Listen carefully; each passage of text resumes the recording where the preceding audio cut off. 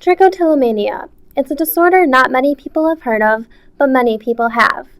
Experts estimate about 1 in 50 people have the condition, which causes individuals to compulsively pull out their hair. Sandy Rosenblatt has been pulling out her hair and eyelashes since she was 7. While she's kept her behavior a secret all her life, she recently decided to share her story. All right, so when I was 7, my parents were in the midst of getting a divorce, and I'm not really clear whether or not it was in reaction to that or not, but I remember going downstairs and going to the playroom and looking in the mirror, and I pulled out some hair, and I ran upstairs and was very excited about it for some reason. I think because my mom meticulously groomed her eyebrows and showed her what I did, and she told me not to do that again. Unfortunately, I was not able to stop. Some people are genetically predisposed to pulling out their hair, so I don't know if that was the case, or for me if it was a stress reliever because of my parents' divorce. But in a very brief amount of time, I went from having a full head of hair to having bald patches, like the back of my head the size of baseballs, from what my dad says. I had no eyelashes and I had no eyebrows. And I went from being like one of the prettier girls and popular girls to no one wanting to play with me and people beating me up and calling me a freak. So yeah, that was really hard. And at the time there was no sort of information out there like there is today. There was no Trichotillomania Learning Center or internet. And my parents found me a therapist, and I went to therapy. I remember coloring and playing Connect 4. But the part that I remember, and I understand the concept of it, but I have a little bit of, I'm still a little bit, it doesn't feel good to me. One of the ways he thought would be a good idea to have me to stop was hair tape, this pink hair tape. And so every night I had a ritual of putting hair tape on my head where I pulled over where my eyebrows would have been and over my eyelashes. And I don't know, there was something about taping my eyelids shut that, like I still am not, it doesn't sit well with me. I get the intention, but there's something there for me. I stopped for a while, for a few years, and I'm not sure what had me stop. I wasn't on medicine. I really don't know if I just grew out of it for a while. But in middle school and high school, I still pulled like here and there, but I could hide it a little bit, and I had a new set of friends. But sometimes I would like go for the corners of my eyelashes, so there'd be these like bald spots. So I'd have eyelash, like tons of eyelashes, and then this whole missing spot, or like same with my bald spot. And I would do anything I could to hide it from people. I was pretty sure no one would like me, and I didn't know how to use makeup at the time. I wasn't like this real feminine girl. So there were people who noticed, and there were people who would talk about me in the room. I caught them, which also didn't feel good. But I did my best to hide it. And then the week before college, I ripped out all my upper eyelashes.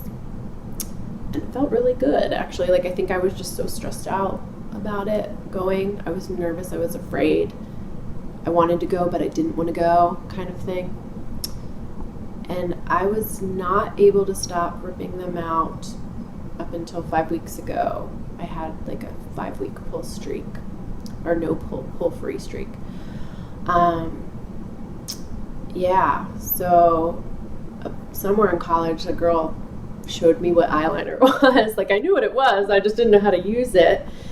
And she showed me how to use it.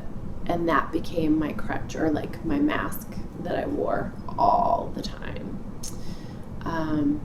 If I had a boyfriend, if I would wake up in the middle of the night, I had this body alarm clock that would set off in the middle of the night hurry up, run to the bathroom, put on your eyeliner.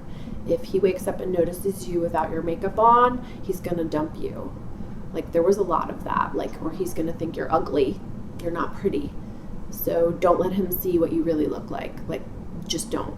There was a lot of fear around that, and it was built off of my childhood of I'm an ugly freak that was getting beat up.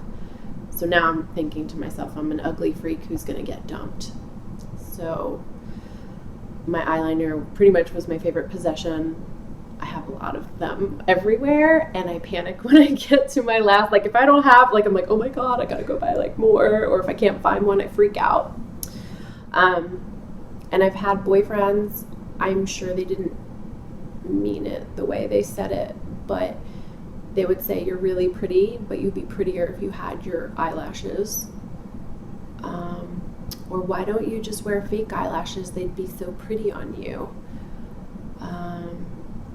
Or you're pretty, but I prefer you with your eyeliner on. And in my head, because I had already built the story of I'm a freak, I'm ugly, there's something wrong with me, even though, like, those statements just proved to me, oh yeah, they think I'm pretty, but I'd be prettier. So really what they're saying is I'm ugly. That's how I had twisted that. So that was really hard. Always being paranoid about that. And even if they were accepting of me, I'm not sure I believed it. You know, like, truthfully, after 30 years, I just think I had it in my head that I'm not going to be accepted for this. Why did you decide to come out with your story? A friend had encouraged me to. He and I had been talking a lot about wanting to grow and self-growth, and I was in this, year of self-growth, and he's like, I'm telling you, there's something here for you. If you would look at the photos from your childhood that you've refused to look at for 20, 30 years. And I'm like, sure, we'll look at those later,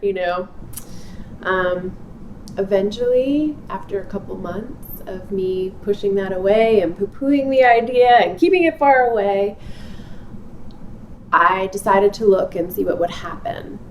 I wasn't really intending on telling anybody at that moment when I decided to look at these photos from my childhood. I still wasn't there yet. I looked at the photos that my family had sent me, that I had kept in an email that I hadn't touched, and I just got present to the little girl that I used to be. And almost like the same way I wrote, something just came out of me without me thinking about it, and that was the answer to why I wrote the piece and had it published. It was, well, if I don't accept the fact that I won't be able to stop, then there's a piece of me that I'll never accept. Like, there'll always be something wrong with me that I want to get rid of and I want to fix. And I'm like, so the moment I accept that that's a part of me and that I'm okay, that's the part of me that I love and embrace.